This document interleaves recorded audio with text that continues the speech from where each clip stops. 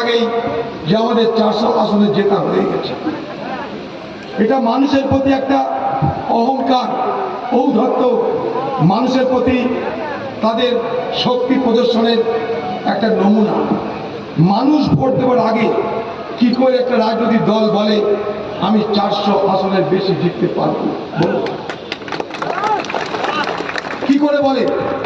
মানুষের ভোট কারো পকেটে রাখা ফিক্সড ডিপোজিট নয়। মানুষের ভোট কারো পেটেন্ট করা সম্পত্তি নয়, যে আমি চাইলাম আর খরচ করে দিলাম, চাইলাম না আর রেখে দিলাম, তা নয়। মানুষের মতামত একটা স্বতঃস্ফূর্ত প্রকাশ। আজকে যারা 400 পারের গল্প করছে, এ দেশের স্বাধীনতার জন্য তাদের বিন্দুমাত্র অবদান ছিল না। এ ভারতবর্ষকে স্বাধীনতার জন্য